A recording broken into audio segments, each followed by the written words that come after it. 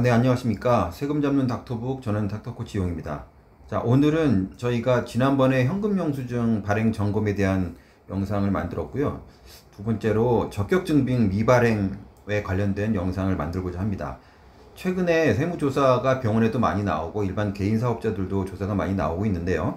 이 적격증빙에 대한 부분, 소명에 대한 얘기가 굉장히 많습니다. 그래서 이번 시간에는 적격증빙에 대해서 우리가 어떤 형태로 준비를 해야 되고 과연 그 내용은 무엇인가, 그리고 어떻게 정기적으로 해야 되는지, 이 내용을 가지고 역시 짧은 영상을 준비했습니다. 자, 일단 첫 번째는요, 목차부터 볼게요. 일단 적격증빙이 무엇인가, 적격증빙이 어떤 의미를 갖고 있는지, 그 다음에 적격증빙으로 인정받는 것들은 어떤 것들이 있는지, 그 내용을 좀 살펴볼게요. 그 다음에 적격증빙이 왜 중요한지, 보통 우리가 세무조사 때 나오면 뭐 적격증빙이 적격증빙 과소 수치됐다, 뭐 이런 표현을 많이 써요. 과소 수치됐다, 작게 수치됐다는 거죠. 뭐 그런 내용들이 들어가는데 과연 그 내용이 그럼 무엇인지 한번 살펴보고요. 그 다음에 점검 주기가 필요하겠죠. 그러면 적격증빙을 과연 내가 사업용 계좌에서 이체된 금액이 증빙이 잘 발행됐는지를 보는 게 적격증빙 점검이니까, 그러면 어떤 방법으로 할 것인지, 그 다음에 주기는 언제쯤 해야 될지, 뭐 매일 할 수는 없잖아요. 뭐 저희가 보통 저희 닥터북으로 그 적격증빙을 점검하시는 분들의 주기는 통상 월 단위입니다. 월 단위. 물론 주 단위로 하시는 분도 계신데 월 단위로 해도 전 충분하다고 봐요. 그러니까 월 단위로 한 번 정도는 보셔야 된다라는 얘기고, 그런데 이 적격증빙을 점검할 때 현실적으로 어려움들이 있어요. 이 현실적으로 어려움이라는 의미는 통상적으로 비교해야 될 자료들이 굉장히 많고 또 귀찮은 점도 많습니다. 그러니까 국세청에 들어가서 관련된 자료를 다 엑셀로 준비하셔야 되고, 사업용 계좌나 본인 계좌에서 나간 또 엑셀을 다 취합하셔야 되고, 복잡해요. 복잡하고 또 시간상의 어려움들도 있고, 그렇기 때문에 현실적으로 좀 어렵죠. 그런 부분을 좀 짚을 거고요. 다섯 번째로는 그럼 닥터북에서는 어떻게 쉽게 할 수 있느냐. 뭐 닥터북의 가장 큰 이점은 개인 사업자가 경비 관리하기 참 좋은 거죠. 쉽게. 그래서 닥터북의 자동화 점검 솔루션 안내 서비스는 잠깐 보여드릴 거고, 역시 여섯 번째는 이 내용을 가지고 무료 체험을 신청하시는 분, 원장님 병원에 해당되는 내용만 저희가 점검을 해드립니다. 자, 그러면 이제 목차는 됐고요. 이제 실질적인 내용으로 들어가도록 하겠습니다. 자, 적격증빙이란 무엇인가가 이제 첫 번째 나왔네요. 자, 적격증빙이란 거는 간단하게 법적 인정 서류입니다. 법적에서, 이제 국세청에서 경비를 인정할 때, 법적으로 인정된다라고 하는 걸 우리가 적격증빙, 퀄리파이드라는 얘기를 제가 많이 쓰는데, 그냥 이렇게 퀄리파이드 정도로만 이해하시면 되겠어요. 퀄리파이드 된 증빙이다. 자, 그러면은 인정이 어떤 게 있는가 볼까요? 뭐 제일 먼저 가장 많이 하시는 세금 계산서, 뭐 과세업자, 일반 과세, 뭐 약품이라든가 송어품이라든가 일반적으로 대부분 부가가치세를 납부하는 사업자가 발행하는 것들을 세금 계산서라고 하죠. 그러면 결국에 우리가 적격증빙으로 가장 선호하는 게 세금 계산서잖아요. 자, 두 번째 계산서. 이 계산서는 과세업자인데 면세인 사업자하고 거래하는 거죠. 예를 들면 뭐 치과의 기관음료라든가 아니면 일반 의원의 검사료라든가 그런 이제 부가가치세를 과세하지 않는 사람한테 받는 거는 계산서라고 하죠. 자, 그러면 계산서, 세금 계산서가 있고, 또 하나는 이제 신용카드 매출전표가 있죠. 우리가 신용카드를 쓰고 뭐 체크카드도 포함되겠지만 그런 내용들을 썼을 때 적격증빙으로 인정을 해줍니다. 그 다음에 여기 이제 잠깐 적어놨는데, 현금 영수증이 우리가 종류가 두 가지가 있어요. 개인 소득공제용이 있고요. 소득공제용이 있고, 그 다음에 사업자 증빙용이 있습니다. 근데 통상으로 사업자 지출 증빙으로 많이 쓰시는데, 간혹 가다 보면 페이닥터 시절에 소득공제용으로 마련해서 쓰던 버릇이 있어서 간혹 가다가 업무에 관련된 내용도 개인 현금 영수증으로 사용하시는 분들이 더러 계세요. 그런 분들은 변경 신청을 하셔야 됩니다. 홈택스에서. 그래서 변경 신청이 돼서 승인을 받은 경우에는 그 적격증빙으로 인정을 한다, 그 의미입니다. 자, 그 다음에 지급명세서는 우리가 어떤 급여대장이라든가 이런 걸 원천 징수를 하니까 이제 국가에서 인정해주는 경비다라는 얘기입니다. 그러면 우리가 적격증빙은 알겠어요. 근데 하지만 우리가 중요하게 다뤄야 될 내용은 바로 이거죠. 적격증빙이 인정을 안 하는 거, 혹은 제한적 인정되는 부분, 이 부분이 가장 논란이 있죠. 백화점 카드, 그 다음에 가족카드. 가족카드도 원장님의 명의의 카드가 있고 배우자 명의 가족카드가 있을 거고, 그 다음에 역시 개인 현금 영수증, 그 다음에 단순하게 계좌 이체, 이 내용만 가지고는 우리가 이걸 증빙이라고 인정을 받지 못하기 때문에 제한적인 인정이라는 표현을 쓴 거고요. 즉 가장 중요한 거는 업무의 관련성이 소명이 된다라고 또 그 소명을 제출할 수 있는 증빙 관리 자료가 있으면 대부분 인정을 받습니다. 이것도 경험치기에 나온 것 부분이에요. 뭐 예를 들면 백화점 카드라고 예를 들자면, 백화점에서 병원 소모품 많이 사거든요.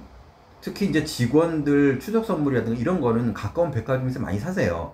그러니까 그런 부분도 백화점 카드가 적격증빙으로 인정을 받지는 못하지만 우리가 실제 직원의 뭐 간식이라든가 업무에 관련해서 사용했다는 게 소명할 수 있다면 들어갈 수 있다는 겁니다. 따라서 지금 적격증명이 인정된 부분은 대부분 알고 계시지만, 인정되지 않는 부분은 결국에는 이 부분을 그냥 놔두시면 그냥 다 세금으로 밖에 갈 수가 없으니까 그 해당되는 부분을 잘 챙기시라는 의미에서 말씀을 드렸고요. 자, 그러면 이제 다음으로 넘어가겠습니다. 자, 가장 중요한 거, 적격증빙은 왜 중요한가? 도대체 왜 이렇게 중요합니까? 간단합니다. 그냥 세무조사를 때 중점 사항이에요. 그냥 이렇게 봅니다. 이거 이제 국세청 소명 안내문의 예시인데, 제출될 증빙이 뭐 5억 얼마인데 기타 신용카드로 증빙이 제출된 거는 2억이고 나머지는 한 1억 9천은 증빙이 아닌 것 같습니다. 그래서 뭐 소모품비, 복리후생비, 지급수수료 등 기타에서 적격성 및 정규 증빙의 수치를 확인하고 싶습니다 라는 얘기예요. 결국 적격증빙이 국세청에서는 예상할 수 있다는 거잖아요. 그러니까 우리가 예상하는 금액보다 이렇게 부족액이 발생했다는 뜻이죠. 따라서 우리가 적격증빙을 신고하지 않거나 아니면 이렇게 적격증빙이 수치 부족이란 말이 뜨면은 점검을 바로 해보셔야 돼요. 그러면 이 수치 부족이라고 뜨는 말은 실제 이렇게 안내문, 소명 안내문은 이제 세무조사 전 단계입니다. 요건 세무조사의 전 단계예요. 전 단계라 소명이 제대로 이루어지지 않는다. 그러면 조사로 일어날 확률이 높습니다. 그렇게 되거나 아니면 저희가 항상 많이 강조하는 국세청 신고도움 서비스 들어가 보시면 여기도 나와요. 이 화면은 참고로 닥터북에 있는 화면인데 국세청에서도 이렇게 나옵니다. 이 샘플 같은 경우는 20년도 자료를 국세청에서 점검을 해봤더니 적격증빙이 과소하고 그 차이라는 얘기는 국세청에서 예견하는 금액과 차이가 5천이나 차이가 난다, 이런 얘기죠. 따라서 오늘은 이제 적격증빙에 대해서 얘기할 건데, 적격증빙이 부족하다라고 사전적으로 알 수 있는 거는 국세청 신고도움서에 들어가시면 연도별로 아실 수 있어요. 그럼 결국엔 이게 1순위가 되겠죠. 늘 점검을 하셔야 된다는 얘기예요. 아니면 그렇게 계속 국세청에서 워닝을 주는데도 제대로 점검이 안 되면 이게 날라오는 거예요. 아시겠죠? 그래서 적격증빙이 왜 중요한가? 세무조사를 때 늘상 보기 때문에 중요한 겁니다. 그 정도 말고 더 중요한 이유가 있을까요? 자, 다음 내용을 보겠습니다. 자, 지금 적격증빙을 그러면 미발행을 점검하셔야 될 거 아니에요. 그러면 국세청의 이제 파일이나 이런 그 프로세스를 이제 참고해서 하는데, 그 절차를 한번 이렇게 쭉 적어봤어요. 이렇게 하십니다. 대부분이 이제 법인이나 아니면은 굉장히 큰 병원급이나, 즉 행정력이 갖춰져 있는 곳들은 이렇게 하세요. 먼저 사업용 계좌, 개인 계좌 포함해서 모든 엑셀을 준비합니다. 그 다음에 국세청에 들어가서 세금 계산서를 월별로든 분기별로든 또 정리합니다. 그 다음에 다시 또 메뉴를 바꿔서 이번엔 계산서로 들어가서 역시 엑셀과 자료를 준비합니다. 그 다음에 다시 나와서 이번엔 사업자 증빙으로 가서 현금 영수증을 봐야겠죠, 엑셀을. 그 다음에 다시 또 메뉴 바꿔서 이번에는 개인소득공제에서 현금 영수증 엑셀 파일을 갖고, 자, 이게 일단 준비가 돼야 돼요. 그 다음에 이것과 지금 매일 1번에 했던 사업용 이체 내역 관련됐던 거를 거래별로, 중요한 거는 거래별로, 금액별로 분석을 해야 되겠죠. 그래서 거래별로 분석을 했는데 누락이 되는 부분도 있을 거고, 또 하나는 나는 100만 원을 보냈는데 100만 원을 보냈는데 세금 계산서는 50만 원만 끊기는 경우도 있어요. 그럼 과다하게 보낸 거죠. 반대로 나는 100만 원을 보냈는데 이제 이게 100만 원을 보냈는데 200만 원이 끊기면 과다하게 되는 거고, 100만 원을 보냈는데 50만 원이 끊기면 이거는 과소하게 되는 거죠. 즉 내 사업용 계좌의 출금액을 기준으로 누락과 과다와 과소를 발행한 내용을 점검을 하셔야 됩니다. 그래서 과다하게 발행이 됐다. 그러면은 이제 사유를 물어봐야 되는 거, 간혹 가다가 너무 금액이 과다하면 조사 때 혹시 원장님이 막 그 매입처를 괴롭혀서 가공의 계산서를 발행하지 않았나? 이런 의심을 살 수가 있어요. 저 과소 발행이라는 얘기는 우리가 손해를 보는 거잖아요. 그 다음에 이제 누락 자체는 뭐 말도 안 되는 얘기니까. 근데 이 6번 조사하실 때 대부분 아무리 점검을 잘 하시는 병원이나 또 그 피드백이 빠르신 병원들도 늘상 발생을 합니다. 이게 누적이 되다 보면. 그래서 저희는 이제 월별로 점검을 해서 1월부터 2월, 그 다음에는 또 1, 2월 한꺼번에, 그 다음 3월이 되면 3월까지 이렇게 해서 누적적으로 점검하는 거를 요청을 드립니다. 자, 마지막에는 이제 해당 업체에 연락을 해야 되겠죠? 연락을 해서 발행 요청을 하게 됩니다. 자, 그런 식으로 하시는데, 이게 쉽진 않단 말이에요. 이게 참 쉽지가 않아요. 이유가 뭘까요? 자, 일단 복잡해요. 엑셀 다운받고 다시 들어가서 또 비교하고 또 뭐 복잡합니다. 또 만약에 이제 그 컴퓨터가 엑셀 파일이나 이런 게 익숙지 않으시면 더 힘들어요. 비교하는 것 자체도 사실상 뭐 매크로를 사용한다든가 이 엑셀에 좀 익숙하신 분은 모르겠는데, 엑셀을 처음 다뤄보신 같은 경우는 이게 보통 일이 아니에요.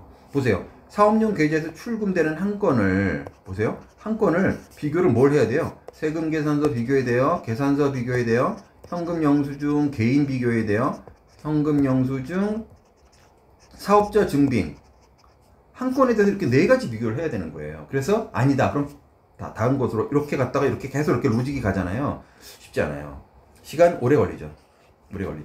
대변권을 모든 증빙과 비교해야 되니까. 자, 그 다음에 세 번째, 의외로 저희가 상담을 하다 보면 원장님이 이런 말씀하세요.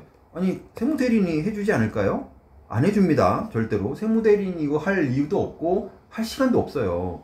이거 원장님이 하셔야죠. 당연히 원장님께서 이걸 정기적으로 또 사업자 대표께서 하셔야 됩니다. 세무대리인이 해주는 일은 아니에요. 자, 그렇게 되고요. 그 다음에 자, 지금 이제 소개해 드릴 거는 저희 닥터북에 있는 메인 화면입니다. 닥터북에서 증빙을 어떻게 자동화로 점검을 하느냐. 자, 기능을 잠깐 설명드리겠습니다. 이 현금 영수증 미점검 발행했던 식으로 이렇게 2개의 화면으로 되어 있어요. 저희는 이쪽에 왼편이 있고 오른편이 자동으로 나옵니다. 자, 다시 말씀드리지만 닥터북은 다 자동이에요. 작성하는 거 아닙니다. 계속 이렇게 설명드리는데도 질문하실 때 입력해야 됩니까? 라고 물어보시는데 입력하지 않습니다. 장부만 등록하시면 돼요. 장부만 등록하면 모든 게 자동으로 됩니다. 자, 그러면 이쪽은 뭘까요? 이 장부는 닥터북에서 등록된 계좌. 자, 내가 지금 이 중에서 출금을 점검을 해야 되니까 사업용, 개인용 포함 다 해서 이 장부를 등록을 합니다. 그 다음에 이 오른쪽은요, 지금 우리가 계속 이전에 얘기했던 국세청에 세금계산서 들어가고 계산서 들어가고 또 현금 영수증도 나눠서 들어가고 굉장히 복잡했잖아요. 그거를 한꺼번에 다 가지고 옵니다. 홈택스 증빙 발행은 종류별로 다 가지고 옵니다. 4가지죠. 세금계산서 다시 적을게요. 계산서, 그 다음에 사업자 소득공제 개인 현영, 사업자 증빙, 지출 증빙. 자, 이러면 이제 4개가 여기서 이제 쑥 보여진다는 거예요. 그럼 샘플 같은 경우는 24년 9월 20일 날 병원 게시판 설치했네요. 110만원 주고. 자, 봤더니 9월 20일 날 동일한 날, 주식회사 땡땡에 계산서가 발행이 됐네요. 자, 그런데 만약에 특정한 거래가 없다. 이쪽이 이제 이렇게 비교를 할 거 아닙니까, 우리가. 요거 비교하는 거는 역시 사람이 해야 되겠지만, 비교를 잘 할 수 있도록 저희가 자료를 소팅을 다 하고 자동으로 되기 때문에 이 정도면 점검하기가 매우 쉬운 편이죠. 그래서 회계를 모르고 엑셀을 몰라도 닥터북으로는 쉽게 적응을 하실 수 있습니다. 저희가 자신있게 잘 만들었으니까 활용하시고. 자, 그래서 오늘 매입 증빙, 적격 증빙에 대한 중요성, 그 다음에 세무조사에서 어떤 부분을 건드리는지, 그 다음에 우리가 그걸 점검은 언제 해야 되는지, 저희는 그러니까 월별로 이 점검들을 누적적으로 해라 라고 말씀을 드립니다. 자, 그러면 이런 말씀 생각할 거예요. 세무사님이 알아서 잘해서, 아니면 우리 직원들이 그 사무장님이 잘하셔서 괜찮을 거예요 라고 하는데, 모르잖아요. 그건 어떻게 되는지. 그래서 늘상 저희가 많이 요청을 드리는 게 무료 체험을 해보자 라는 겁니다. 다시 말씀드리지만 닥터북은 원장님 PC에 설치가 되고 무료 체험이 끝나면 저희가 삭제를 하기 때문에 데이터를 저희가 가져가거나 이런 건 아닙니다. 그래서 한 10분 정도 이제 요 10분이라는 거는 닥터북 무료 체험을 하면서 저희가 기간을 넣어드리면 원장님이 스스로 공부해 보시고 연습해 보시라는 게 10분이고, 무료 체험이 10분 걸리진 않아요. 닥터북을 설치하고 그 다음에 해당 계좌를 설치하고 그다음에 국세청까지 등록이 된 다음에 무상 점검을 해야 되는 거니까 시간이 글쎄요, 설치만 뺀다면은 뭐 1, 20분이면 될 거고, 설치까지 포함해서는 30분, 3, 40분 정도 걸릴 거라고 예상이 됩니다. 뭐 역시 간단하게 저희 회사 소개해드리면 홈페이지고요. 2012년에 설립된 회사고, 네이버 블로그에서 지금 절세 사례나 세무조사 사례 연재하고 있고, 그 다음에 유튜브 채널은 주로 이제 기능 위주로 설명드리고요. 그 다음에 여기는 온라인 교육 사이트인데 어떤 그 담당자, 실무나 또 개원하시는 원장님들 공부하시기 위해서 저희가 이렇게 자료들을 동영상으로 만들어서 올립니다. 유료 사이트에 보시면 되겠고요. 자, 그래서 오늘은 저희가 그 닥터북 점검 시리즈 2편 중에서 그 매입 증빙, 적격 증빙을 점검하는, 쉽게 점검할 수 있는 방법과 무료 체험을 통해서 우리 병원의 세무 리스크를 점검하는 사례를 잠깐 설명을 드렸습니다. 자, 그러면 무료 체험 하셔서 한번 점검해 보시고 또 필요하신 분들은 연락을 하시면 저희가 원격으로 안내를 드리겠습니다. 감사합니다.